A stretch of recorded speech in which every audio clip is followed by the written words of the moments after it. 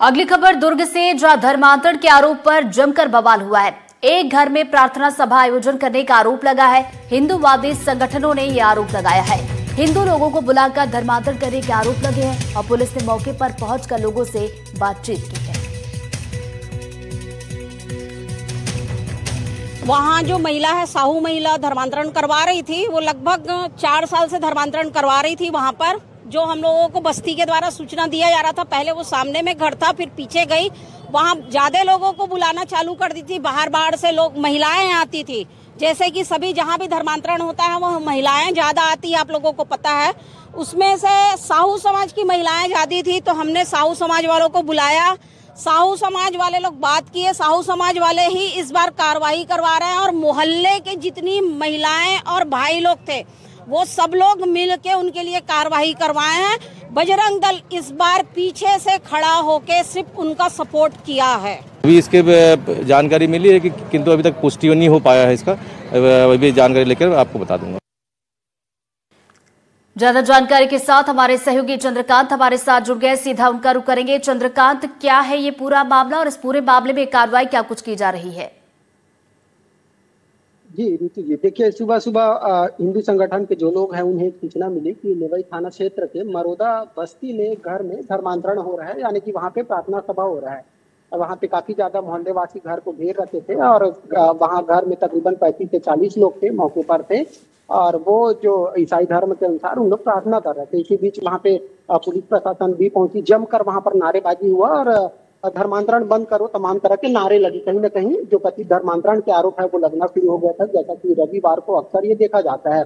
Police बल भी मौके पर पहुंची और जमकर वहां पर प्रदर्शन हुआ। हिंदू संगठन काफी ज्यादा उग्र हो गए थे। उनका कहना था कि दुर्ग जिला में लगातार धर्मांतरण का खेल हो रहा है, लेकिन पुलिस प्रशासन या जो जवाबदार है वो किसी तरह की कार्रवाई नहीं कर रहे हैं। फिलहाल पुलिस प्रशासन ने मौके को कंट्रोल अपने नियंत्रण में लिया और अंततः फिर जो घर में मौजूद 35 से 40 लोग हैं उनसे स्टेटमेंट रिकॉर्ड किया जा रहा था। अब आगे देखना होगा कि इस पूरे मामले में क्या कुछ तथ्य निकलकर सामने आए, क्योंकि हमने वहाँ के जो जवाबदार अधिकारी हैं, डीएसपी है, क्राइम डीएसपी, उनसे भी हमने बात करने की कोशिश की, तो उनका कहना था कि इस मामले में हम लगातार इन्वेस्टिगेशन कर रहे हैं, अलग अलग लोगों का हम स्टेटमेंट रिकॉर्ड कर रहे हैं और उसके बाद ये तय हो पाएगा कि धर्मांतरण का जो आरोप लग रहा है उसमें कितनी सत्यता है।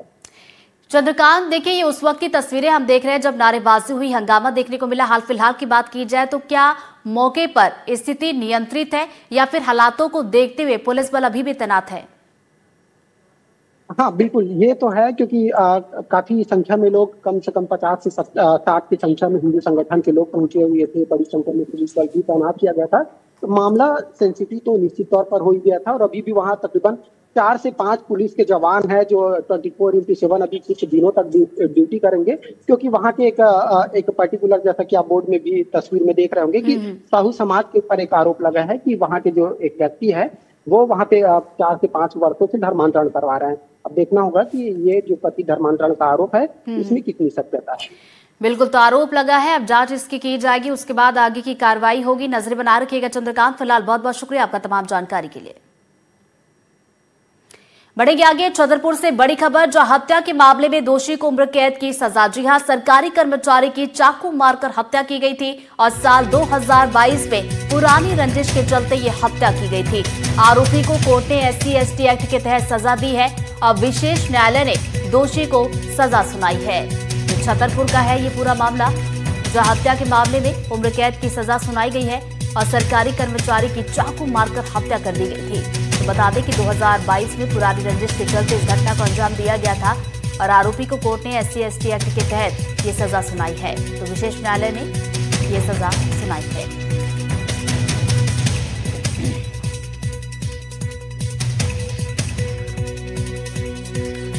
जनपद पंचायत आवासीय कॉलोनी में ये मृतक जो अखिलेश राज अहिरवार हैं, वो बच्चों के खेलने वाला जो बैट रहता है वो उसको जो है सही कर रहे थे।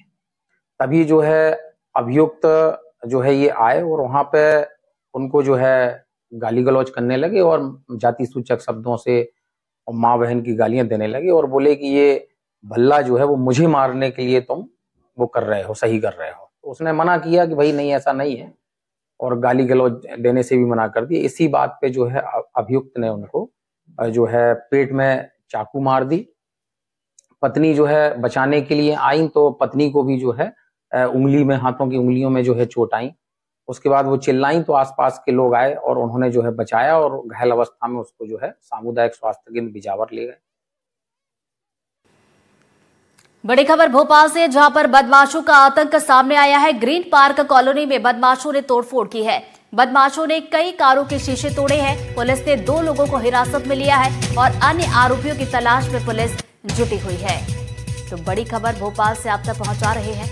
बदमाशों का आतंक देखने को मिला है ग्रीन पार्क कॉलोनी, जहां पर बदमाशों ने तोड़फोड़ की है। तो बताते चले कि बदमाशों ने कई कारों के शीशे भी तोड़े हैं और 2 लोगों को यहां पर हिरासत में लिया गया। अन्य आरोपी की तलाश भी पुलिस की तरफ से की जा रही है।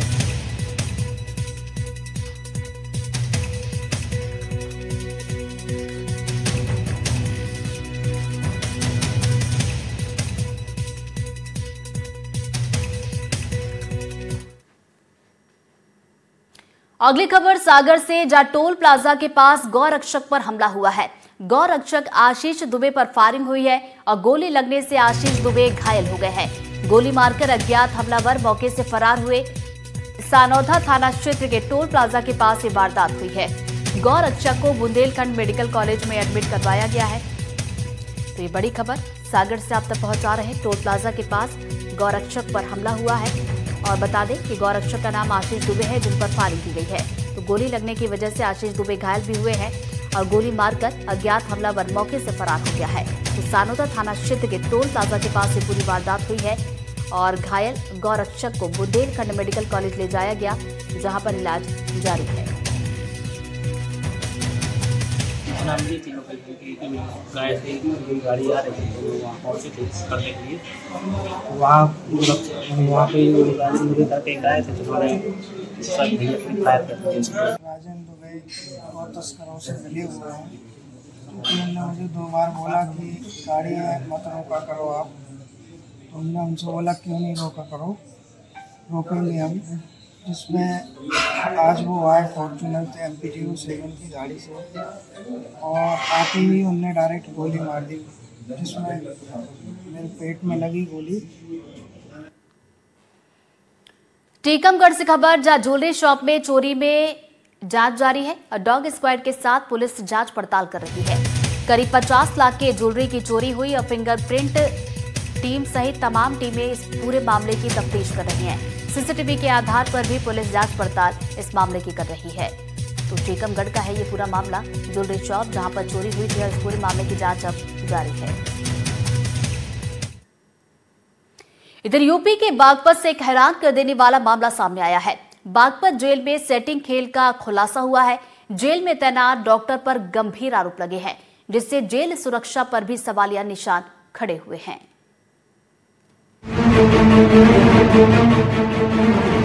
यूपी के बागपत की जेल से एक ऐसी घटना सामने आई है जिससे पूरी जेल सुरक्षा प्रणाली पर सवालिया निशान खड़े हो गए।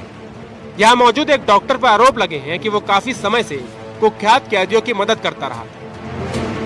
आरोप है कि 6 साल से जिला जेल में डॉक्टर के पद पर तैनात डॉक्टर जावेद खान जेल में बंद प्रभावशाली बंदियों की मदद करता था। इतना ही नहीं, प्रशासनिक स्तर पर बाहरी जेल से आने वाले कुख्यात अपराधियों का भी बीमारी का हवाला देकर जेल के अस्पताल में भर्ती कर लेता था।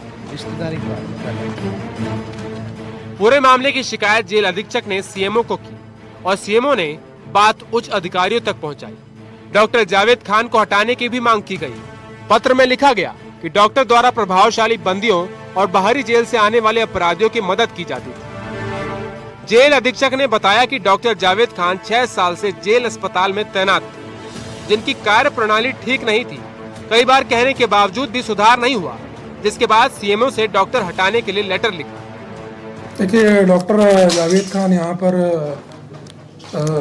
तकरीबन 6 सालों से यहाँ पर नियुक्त थे चिकित्सा अधिकारी के तौर पर, और लंबे समय रहने के कारण बहुत सारी उनकी कार्यप्रणाली में इश्यूज आ रहे थे और कई ऐसी चीज़ें वो कर रहे थे जो नियम विरुद्ध हैं, शासन और सरकार की मंशा के विपरीत है, नहीं होनी चाहिए थी।